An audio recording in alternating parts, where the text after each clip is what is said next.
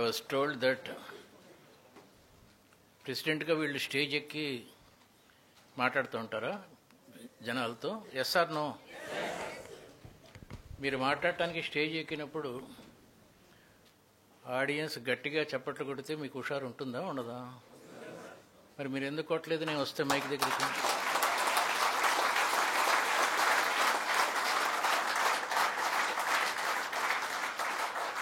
మనం ఏదైతే ఆశిస్తామో అది ఇవ్వాలిగా ఫస్ట్. చాలా కాలం క్రితం నాకు సాహిత్య అకాడమీ అవార్డు వచ్చినప్పుడు ఐ వాజ్ 32 years old. చాలా ఉడుకులేసి రక్తం ఏదో అంటారు కదా. ఆ అవార్డీస్ అందరినీ ఫ్రంట్ రోలో కూర్చోబెట్టారు. అవార్డ్స్ ఇవ్వాల్సిన వాళ్ళేమో ఇక్కడ ఉన్నారు. ఆయన ఎవరంటే మన ప్రధానమంత్రి పివి నరసింహారావు గారు. ఆ రోజుల్లో పక్కన వాడితో మాట్లాడుతున్నాను నేను. నీ పేరేంట్రా అన్నాడు. ఎండమూరి వీరేంద్రనాథ్ సార్ అన్న గర్వంగా.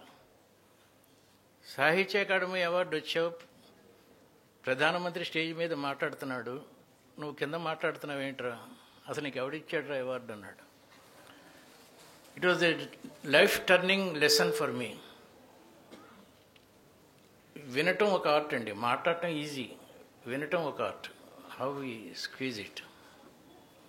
ముఖ్యంగా ఈరోజు నా ఈ 15 నిమిషాల స్పీచ్ని I want to dedicate this to BV Pattabhiram.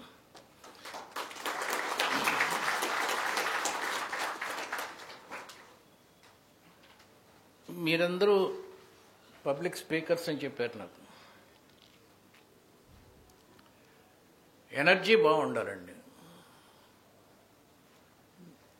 ఈ పట్టాభిరామ్కి నేను ఇది డెడికేషన్ ఇస్తున్నాను అని చెప్పినప్పుడు కింద ఒక 10 మంది గట్టిగా చప్పట్లు కొట్టలేదు.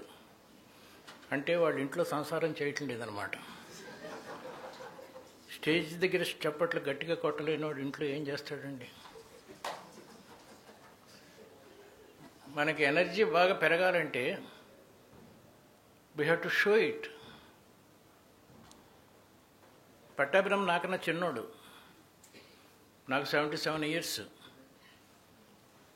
ఇప్పుడు కూడా కొంచెం మాట్లాడగలుగుతున్నానంటే కారణం ఎప్పుడు అవకాశం దొరికినా ఎనర్జీ ప్రొజెక్ట్ చేయటమే. అది నేర్చుకోండి ఫస్ట్. హుషారుగా ఉండండి. మీలో ఎంతమందికి అఫీషియల్గా పెళ్ళయిందో నాకు తెలియదు, కానీ మీ పాప కానీ కొడుకు కానీ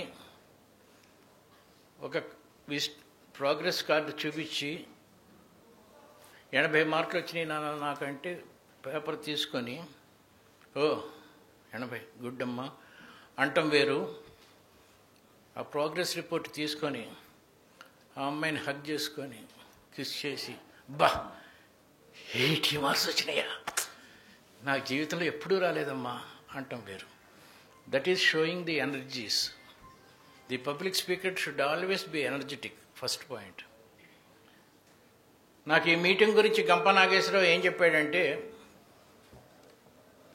మీరు ప్రశ్నలు అడుగుతారు, ఒక 20 minutes పాటు నేను ఆన్సర్స్ చెప్పాలి అని చెప్పాడు. దానికి ప్రిపేర్ అయ్యి వచ్చాను. ఒక ప్రశ్నతో నేను మొదలు పెడతానండి. ఏమైనా గిఫ్ట్లు ఉంటాయా వీళ్ళకి? ఉన్నాయా? ఒక గిఫ్ట్ ఇస్తాను ఎవరికైనా. ఒక క్లబ్, ఇంపాక్ట్ క్లబ్ ప్రెసిడెంట్కి కావాల్సిన ముఖ్యమైన అర్హత ఏంటి, క్వాలిఫికేషన్ ఏంటి చెప్పండి. ఎవరన్నా ఒకళ్ళు లేచి.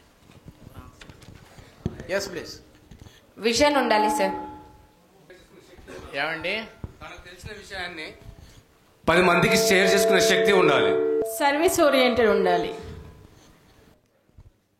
సార్ చెప్పారా? అందరితో కోఆర్డినేషన్ చేసుకునే విధంగా ఉండాలి. కలుపుగోడుతనం ఉండాలి సార్. ఇంకా మీరేం చేస్తూ ఉంటారు? ఏం చేస్తారు? మీరు పాలిటిక్స్లో చేరితే మినిస్టర్ అవుతారండి. లీడర్ అవడానికి క్వాలిటీ ఏం కావాలి అంటే లీడర్షిప్ క్వాలిటీ ఉండాలి అని సమాధానం చెప్పాడు అంటే గన్ షాట్గా రాజకీయాల్లో పనిచేస్తాడు. అంతే కదండి. చాలా మంచి ఆన్సర్ అండి. Thank you sir. నమస్కారం. బాగుంది. మీరు మంచి హస్బెండ్ అవుతారండి. ఏ విషయంలో ఆసక్తి ఉంటే ఆ విషయంలో ప్రొజెక్ట్ చేయడం బాగుంది. మంచి ఫాదర్ కూడా అవుతారు. సార్ లీడర్షిప్ క్వాలిటీస్తో పాటు ఇంకో 10 మంది లీడర్లను తయారు చేసేట్టుగా ఉండాలి సార్. అందరూ లీడర్స్ అయితే పల్లకి మోసేవాడు ఉండండి. ఊరికే సరదాగా చెప్తున్నాం. అందరితో పని చేయించడం.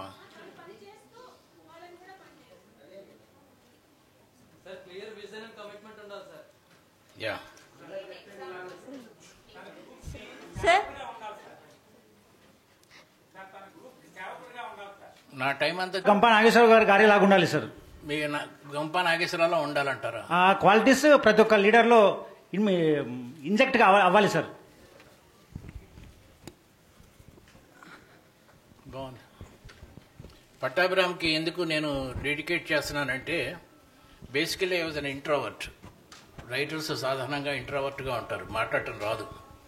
అప్పుడు ఇక్కడ ప్రశాంతి క్లినిక్లో నాకు 7 days ట్రైనింగ్ ఇచ్చాడు. ఇచ్చిన తర్వాత he made me a public speaker. So dedicate చేద్దామని.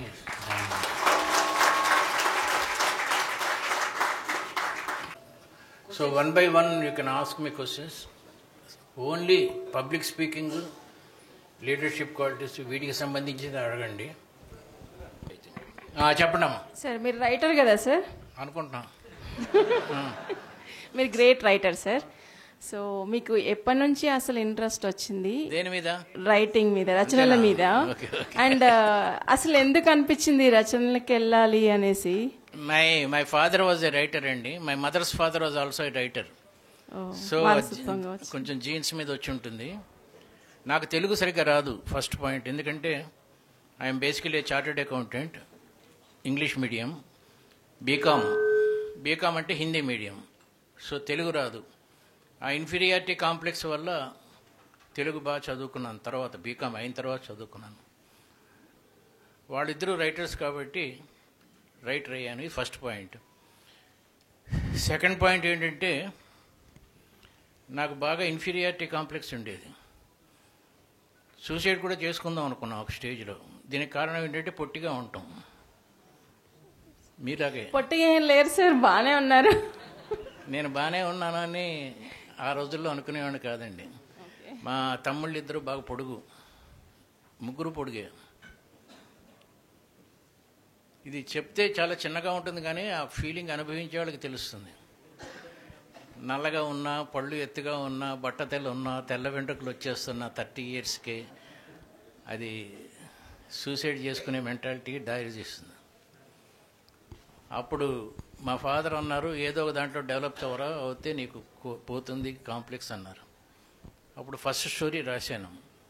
అది పబ్లిష్ అయినప్పుడు రాజమండ్రిలో ఎవరో వచ్చి షేక్ హ్యాండ్ ఇచ్చి బాగా రాసావరా, పొట్టడు పోయినా బాగా రాసావరా అన్నాడు.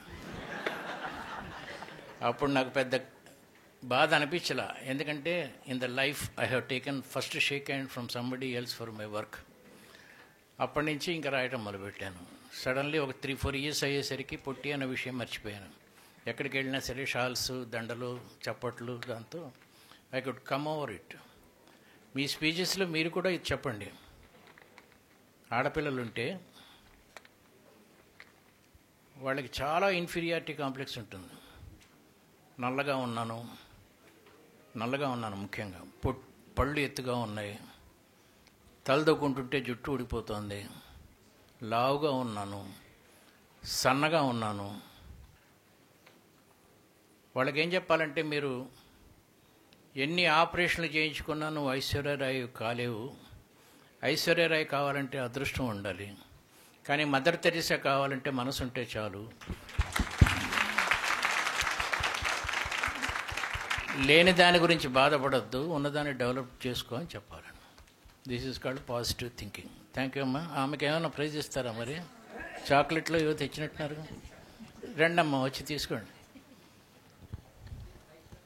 Next sir, happy morning sir. Yeah sir, నేను వెన్నెల్లో ఆడపిల్ల ఆ కథలో ఏంటంటే ఆ పుస్తకంలో వచ్చినప్పుడు ఫస్ట్ కాపీ నేనే కొనేవాడిని సార్. దాంతోపాటు ఏంటంటే ఆ మొత్తం కంప్లీట్ అయిన తర్వాత ఏంటంటే ఒక బుక్గా కుట్టించాను నేను దాన్ని. అదేంటంటే ఆ కుట్టించిన తర్వాత దాని మీద మరింత అభిమానం పెరిగి 10 times చదివాను సార్ వెన్నెల్లో ఆడపిల్ల. అయినా కూడా ఇంకా చదవాలనిపించేది నాకు. అయితే ఒక ఆడపిల్ల భావనలు అంత ఇదిగా ఎలా ఊహించి రాయగలిగారని అప్పట్లో నేను చాలా ఆశ్చర్యపోయాను సార్. అది సార్ సంగతి. Thank you sir. మీ ప్రశ్న ఏంటి? ఆడపిల్ల భావనలు అంత ఇదిగా ఎలా ఎక్స్పెక్ట్ చేయగలిగారు అంటే కరెక్ట్ ఆడపిల్ల భావనలే మీలో ఎలా ముందుగా ఊహించి రాయగలిగారు అనేది ఆశ్చర్యపోయేవాడిని సార్. అయితే 10 times చదివానులేండి. బుక్ చాలా బాగా నచ్చింది నాకు. ప్రైవేట్ స్పీకింగ్లో you have to keep in mind 4 points. ఎవరితో మాట్లాడుతున్నావు, ఆ మాట్లాడేవాడి qualification of receiving the question ఎంత ఉంటుంది. మీరు బాగా గ్రామీణ ప్రాంతానికి వెళ్ళి అక్కడ పిల్లలతో మాట్లాడాలంటే వాళ్ళ లెవెల్లో మాట్లాడాలి. అదే బిజినెస్ స్కూల్లో మాట్లాడాలంటే వీళ్ళ లెవెల్లో మాట్లాడాలి. ఎవరితో మాట్లాడుతున్నావు, హూమ్ అనేది చాలా మెయిన్ పాయింట్ అండి. సెకండ్ పాయింట్, ఎందుకు మాట్లాడుతున్నావు, ఏం చెప్దామని మాట్లాడుతున్నావు, ఏం మాట్లాడుతున్నావు. మీకు ప్రశ్న అడుగుతాను, గట్టిగా సమాధానం చెప్తే మీ జీవితాలు బాగుంటాయండి. నేను కాకినాడలో సరస్వతి టెంపుల్ కట్టాను, ఆ సరస్వతి మీద చెప్తున్నాను. దీనికి గట్టిగా సమాధానం చెప్పాలి మీరు. పోకిరి బాగుందా, అతడు బాగుందా? సగం మంది మాట్లాడట్లేదు. ఎవరైతే మాట్లాడట్లేదో కొంతమంది పోకిరి అన్నారు, కొంతమంది అతడు అన్నారు కదా. గంట సేపు మాట్లాడినా కూడా ఎవరి అభిప్రాయం మారదండి. సో అనవసరమైన డిస్కషన్స్ చేయకండి. అర్థమవుతుంది కదా. ఎవరితో మాట్లాడుతున్నావు, ఎందుకు మాట్లాడుతున్నావు, ఎప్పుడు మాట్లాడుతున్నావు, అవతలవాడి మూడ్ ఎలా ఉంది, రిసీప్టబుల్గా ఉందా లేదా, ఇవన్నీ పాయింట్. బాబు మీరు అడగదలసిన పాయింట్, మీరు వెన్నెల్లో ఆడపిల్ల రైటర్గా ఒక ఆడపిల్ల హృదయంలోకి ప్రవేశించి ఎలా రాయగలిగారు, దానికి మీరు 3 నిమిషాలు తీసుకున్నారు time. You should be brief. Next point, next question please. Pen mic దగ్గర ఉన్నోళ్ళు చెప్పండి.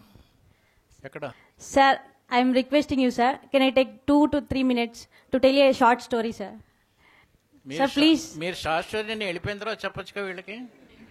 Sir question based on that story. ఎందుకంటే మనకి 30 minutes టైం ఉంది, ఆల్రెడీ 10 minutes అయిపోయింది, ఇంకా 20 minutes ఉందండి. If you want to hear me, put a question. If you want me to hear you, then you can tell the story for 10 minutes and then I will go. Okay sir.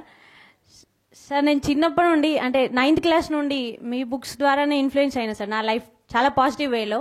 నేను first చదివిన book విజయానికి 5 మెట్లు sir. Question ఏంటంటే sir, నా దగ్గర ఒక book ఉంది sir, మీరు ఇప్పుడు ప్రజెంట్ అప్రాక్స్ 15 books చదివినా సార్. వన్ థింగ్ ఈజ్, మీరు మంచి అమ్మాయి కాదు, ఇదొక బుక్ ఉంది సార్. అండ్ నేను మీకు 2 options ఇస్తాను సార్. ఇదొక బుక్ అండ్ ఇంకొకటి మీరు ఒక బుక్ సెలెక్ట్ చేసుకోండి. ఈ రెండిట్లో నాకు మీ సైన్ కావాలి సార్. ఏ బుక్ పైన సైన్ చేసి ఇస్తారు? And it means not the sign sir. ఇది అడగడానికి 3 నిమిషాలు. నా దగ్గర 2 పుస్తకాలు ఉన్నాయి సార్, ఒక దాని మీద సైన్ చేయనట్టు అయిపోయింది కదా. కూర్చోండి. ఏదైనా ఈ ప్రొడక్టివ్గా అందరికీ ఉపయోగపడే ప్రశ్నలు అడగండి. నా పుస్తకాలు చదివాను ఇవన్నీ అక్కర్లేదండి, ఓన్లీ ప్రశ్న అడగండి. టైం ఎక్కువ ఉంటే మీకు బాగా బెనిఫిట్ అవుతుంది. విలేజ్ పోవడం ముఖ్యం కాదండి. విలేజ్లో స్టూడెంట్స్కి చెప్తున్నారా, గ్రామస్తులకు చెప్తున్నారా, రైతులకు చెప్తున్నారా అనేది పాయింట్. With whom you are talking అనేది ఫస్ట్ పాయింట్ అండి. ఎవరితో మాట్లాడుతున్నారు మీరు, ఏ పర్పస్ కోసం మాట్లాడుతున్నారు. ఉదాహరణకి ఎవరితో మాట్లాడుతున్నారు, విలేజర్స్తో ఏం మాట్లాడాలన్నారు కదా. వ్యాలంటైన్స్ డే రోజున ఒక స్పీచ్కి మిమ్మల్ని పిలిచారు. వ్యాలంటైన్స్ డే అంటే తెలుసు కదా, ప్రేమికుల రోజు. మీరు స్టేజ్ ఎక్కారు, చుట్టూ చెట్లు, బ్రహ్మాండంగా ఉంది వాతావరణం, ఒక అడవి లాంటి వాతావరణం. అప్పుడు మొదలుపెట్టారు, ప్రేమ అలౌకికమైనది, ప్రేమ విశ్వజనీయమైంది. మీరు అబ్బాయి అయితే అమ్మాయిని ప్రేమించడం ఈరోజు, మీరు అమ్మాయి అయితే అబ్బాయిని ప్రేమించాలి అని మొదలుపెట్టారు. కానీ వింటున్న వాళ్ళందరూ నక్సలైట్స్. అర్థమైందా? ఎదురుగా ఉన్నవాళ్ళు ఎవరో వాళ్ళ గురించి మాట్లాడాలి తప్ప మీ గురించి మాట్లాడకూడదు. I'm clear I think. Sir ఎవరు ఆర్గనైజర్స్ ఎవరు? సార్ మనం ఏదైనా పని చేసినప్పుడు పాజిటివ్గా ఎవరైనా సపోర్ట్ చేస్తే హ్యాపీ అనిపిస్తుంది. అదే నెగిటివ్ కామెంట్స్ వస్తే ఎలా తీసుకోవాలి సార్? కూర్చోండి. మేము చాలా బ్రహ్మాండమైన రచన అని రాసింది దరిద్రంగా ఉంది అంటారండి. రామాయణం కూడా బాగాలేదని ముప్పాళ్ళ రంగనాయకమ్మ గారు అన్నారు, వాల్మీకి సరిగ్గా రాయలేదని. So when you are prone to the open society you are liable for criticism also. విమర్శలు రెండు రకాలండి, సహేతుక విమర్శ, బేవర్స విమర్శ. బేవర్స విమర్శలను పట్టించుకోకర్లా, సహేతుక విమర్శలను పట్టించుకోవాలి. వేటూరు సుందరమూర్తి గారు ఒక పాట రాశారు, సవితి దగ్గరికి వెళ్ళిన పురి విప్పిన నెమలిలా అని. నెమలి పురి విప్పేది మగనెమలి, మగనెమలికి సవితి ఉండదు. ఇదేంటి సార్ ఇట్లా రాశారని అడిగా, ఎవరికి అర్థం అవుతుందిరా మన ఇష్టం అన్నాడు. అంటే లైట్గా తీసుకున్నాడు విమర్శని. ఎప్పుడైనా సరే జాగ్రత్తగా గమనించండి, మీరు చేస్తున్న వర్క్ బాగలేదు అని కాదండి, మీరు చేస్తున్న వర్క్ వాడికి నచ్చలేదు అంతే. Try to remember this.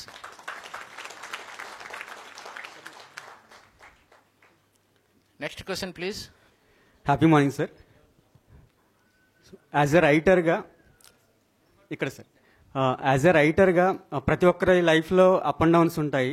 As a రైటర్గా మీరు ఫేస్ చేసిన హార్డెస్ట్ మూమెంట్ గురించి ఒకటి చెప్పండి సార్. అంటే దేనికి సంబంధించి చెప్పాలి, అమ్మాయిలకు సంబంధించిందా, కోర్టు కేసులో?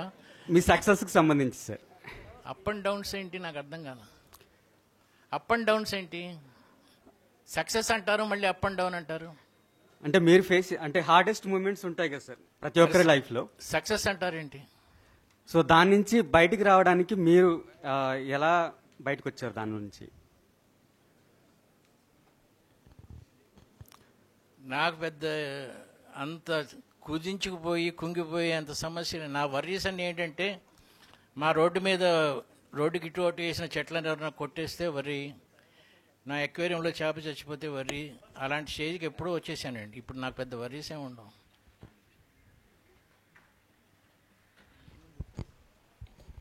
సార్, మీ రచనలలో మీరు మొట్టమొదట రాసిన రచన ఏది? అప్పటి మీ అనుభూతి ఏంటి? చందమామలో రాశానండి ఫస్ట్. కూర్చోండి సార్. బీకామ్ చదువుతున్న రోజుల్లో చందమామలో ఏం రాశానంటే, అప్పుడే కొంచెం క్రిమినల్ థాట్స్ ఉండేవి నాకు. అంటే రైటర్కి క్రిమినల్ థాట్స్ ఉండాలి కదా విలన్ని సృష్టించేటప్పుడు. ఒక బిచ్చగాడికి 10 రోజుల నుంచి ఏం దొరకకపోతే దేవుడితో బేరం పెడతాడు, ఈరోజు నాకు ఎంత దొరికితే అందులో సగం నీకు ఇస్తానని చెప్పి. అప్పుడు వాడికి 1000 వరహాల మూట దొరుకుతుంది. ఇప్పుడు 500 దేవుడికి ఇవ్వాలి హుండీలో, వాడికి మనసు ఒప్పదు. కానీ వర్రీ ఉంటుంది, నరకం పడుతుందో ఏం శిక్ష పడుతుందో దేవుడితో అని చెప్పి. అప్పుడు అంటాడు నెక్స్ట్ డే, దేవుడా ఇంకో 1000 రూపాయలు నాకు సంపాదించు, సగం నీకు ఇస్తానంటాడు. దొరకదు ఏమీ. ఓహో నీ 1000 రూపాయలు నువ్వు తీసేసుకున్నావా, ఈరోజు 500, ఆ రోజు 500 తీసేసుకున్నా, థ్యాంక్ యూ అంటాడు. ఇది నా ఫస్ట్ స్టోరీ, చందమామలో పడింది. Next question please. సార్ మీరు క్వశ్చన్స్ అడిగిన వాళ్ళు వచ్చి చాక్లెట్లు ఇస్తారు అమ్మగారు. క్వశ్చన్స్ అడిగిన వాళ్ళు అందరూ వచ్చి చాక్లెట్స్ తీసుకుంటే కొంచెం హుషారుగా ఉంటుంది. రండి లేవండి. Sir happy morning sir. చెప్పండి సార్. నా పేరు ప్రదీప్ సార్. నా క్వశ్చన్ ఏంటంటే, ఇప్పటి యువత మొత్తం మొబైల్లో ఇమిడిపోయి ఉంది. అంటే మొబైల్ని మంచిగా వాడుతున్నారు, చెడుకు వాడుతున్నారు. మీ సందేశం ఒక్క మాటలో ప్రతి ఒక్కరికి ఉపయోగపడేలా. మొబైల్ వాడకండి, కూర్చోండి, అదే సందేశం. Next question please. Happy morning sir. ఇక్కడ సార్ ఇక్కడ. ఓకే సార్, ఇప్పుడు ఇందాక అక్కడ ఒకసారి అడిగారు మిమ్మల్ని, మీకు ఎలా ఊహించి రాస్తారా ఏదని. నేను అనుకోవడం ఏంటంటే, మీరు ఇంటికి లేటుగా వెళ్ళినప్పుడు మీ వైఫ్కి చెప్పే కథలనే ఈ కథలుగా రాస్తారా సార్? నేను అసలు ఇంటికి ఎప్పుడు లేట్గా వెళ్ళినాము. First point. మీకు నా గురించి కొంచెం చెప్పాలంటే, నేను సంవత్సరానికి కేవలం 5-6 సార్లు మాత్రమే ఇంటి మెట్లు దిగుతాను కిందకి. I love my bedroom, I love my office room, I love my room. ఏదైనా ఇలాంటి మీటింగ్లు ఉంటే తప్ప అసలు బయటికి రానండి నేను.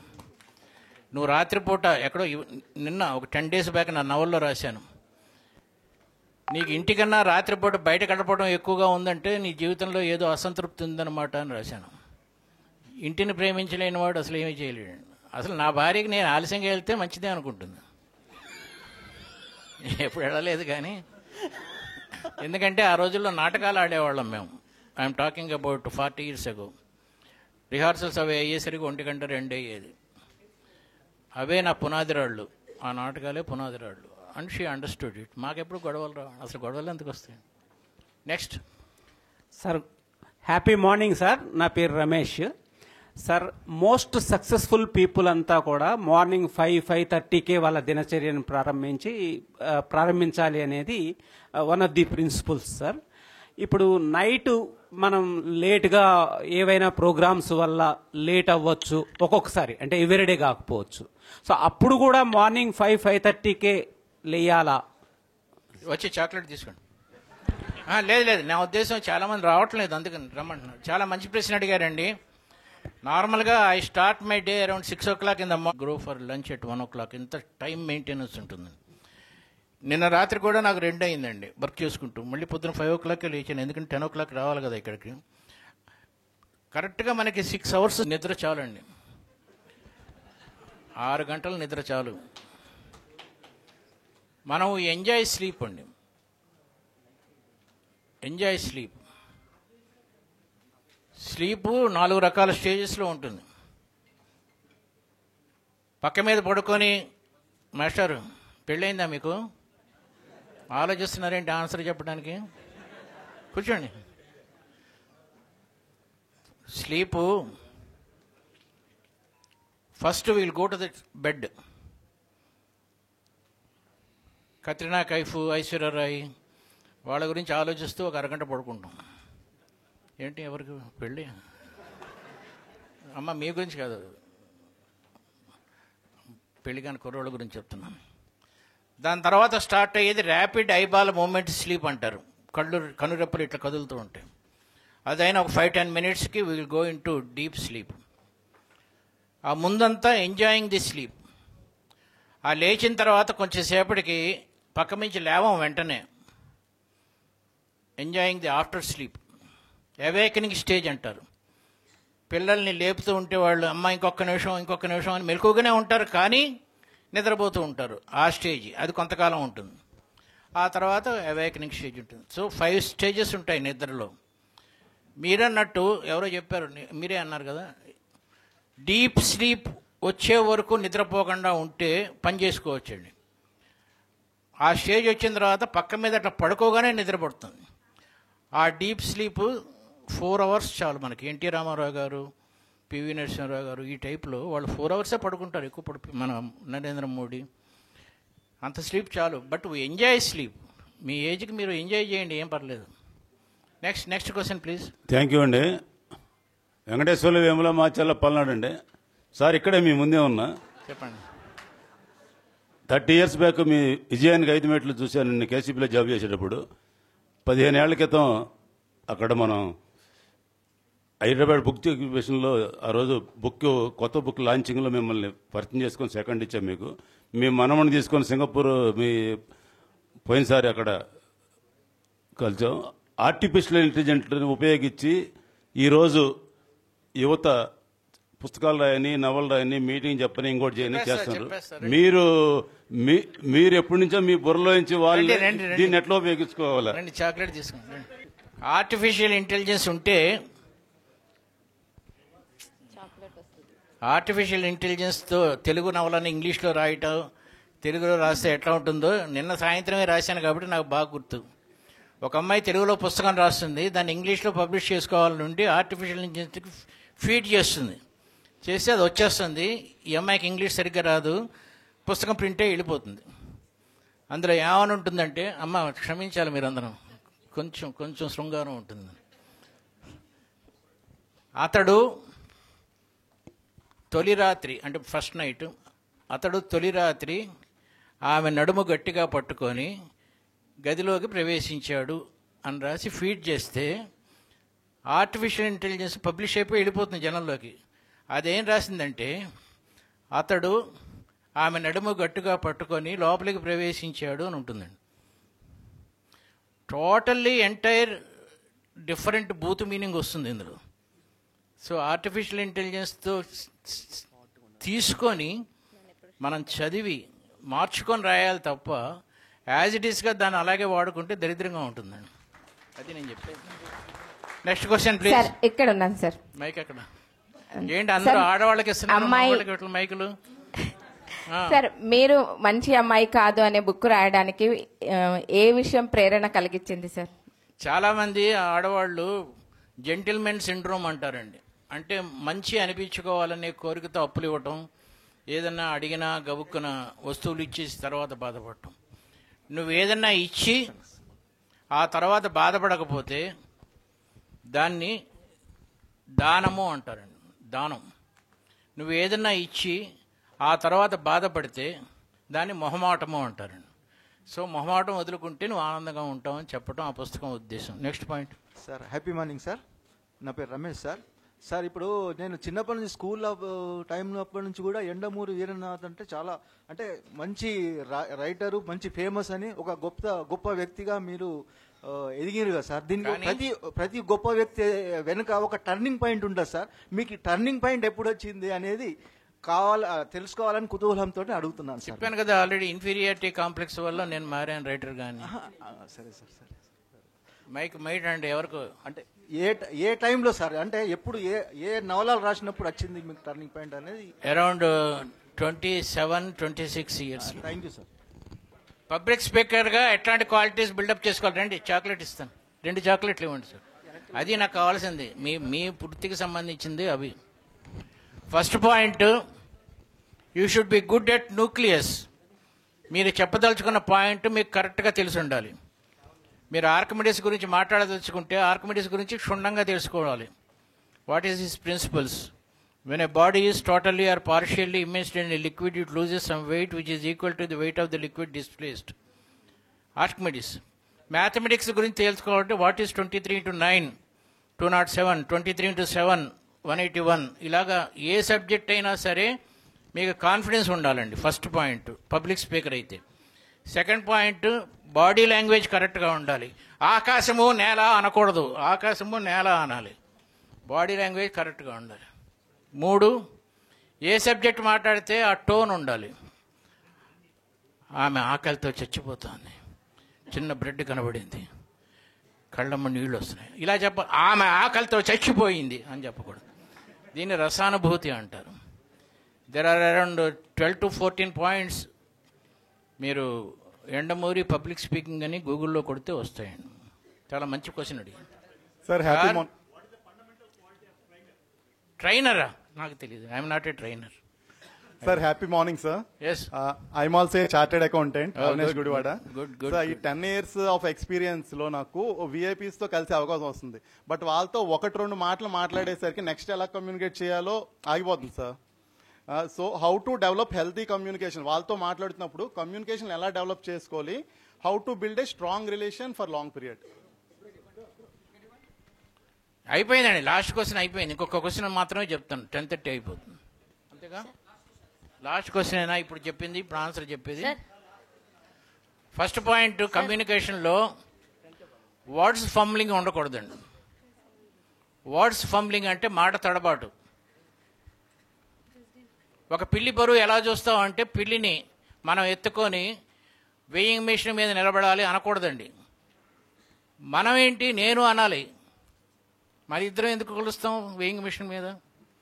దీన్ని వర్డ్స్ పంబ్లింగ్ అంటారు కమ్యూనికేషన్లో. First point. Thoughts jumbling. Thought jumbling అంటే రామాయణం కథ చెప్తే సీతని రావణాసురుడు ఎత్తుకుపోయాడు అని మొదలు పెట్టకూడదు, రాముడి భార్య సీత అని మొదలు పెట్టాలి. దాన్ని థాట్స్ జంబ్లింగ్ అంటారు. ఏ సెంటెన్స్ ముందు చెప్పాలి, ఏ సెంటెన్స్ తర్వాత చెప్పాలి, second point. Third point, missing links ఉండకూడదు. రాముడు, అతని తమ్ముడు లక్ష్మణుడు, అతని భార్య సీత అడవికి వెళ్ళారు అంటే అవతలోడికి లక్ష్మణుడి భార్య సీత అని అర్థమవుతుంది. అంతే కదా. రాముడు, అతని తమ్ముడు లక్ష్మణుడు, అతని భార్య సీత అన్నాడు. ఇప్పుడు సీత ఎవరు భార్య? Last point, ending with a full stop. చాలామంది సగం చెప్పి వదిలేస్తారు, మిగతాది నీకు అర్థమైంది కదా అని. దీన్ని సర్కమస్టాన్షియాలిటీ అంటారు. ఇది కట్ చేసుకోవాలి. ఈ 4 పాయింట్స్ కమ్యూనికేషన్లో బెస్ట్ పాయింట్స్ అండి. సార్ మీరు ఎన్నికాలం స్టోరీ బుక్స్ రాస్తే దానికి మోటివేషన్ ఏ నుంచి వచ్చింది సార్? నువ్వేరా, నీలాంటి పాఠకులే నా motivation. Any other things, important things? Sir happy morning sir. Sir sir ఇక్కడ నరసింహుడు సార్. సార్ నేను 40 సంవత్సరాల కిందట మీ నావెల్ బుక్ని తీసుకుపోతే చారణ ఇచ్చేవారు సార్, 25 పైసలు ఇచ్చేవారు ఆడవాళ్ళు. లైబ్రరీలో నేను క్యూలో నిలబడేవాను. మీరు ఒక కామర్స్ స్టూడెంట్ అయ్యి ఆడవాళ్ళ మనసును అంతా గెలుచుకోవడానికి కారణం గత జన్మ అనుభవాలా లేకుంటే కాలేజీ అనుభవాలా sir? I never loved anybody అండి. నాకు అసలు నేను ప్రేమించలేదు, నాకు అంత ఓపిక లేదు, టైం లేదు. I don't believe also. ఎందుకంటే నా ఫిలాసఫీ ఏంటంటే నువ్వు ఎవరన్నా ప్రేమిస్తే ఇంకెవరితో మాట్లాడకూడదు. అది నా ఫిలాసఫీ. ఒకసారి ఒక అమ్మాయితో ప్రేమించామనుకోండి, ఇంకో అమ్మాయితో మాట్లాడబోద్ది ఇది కదా. If you want to have variety of life, you should not never love anybody, single person. Thank you అండి.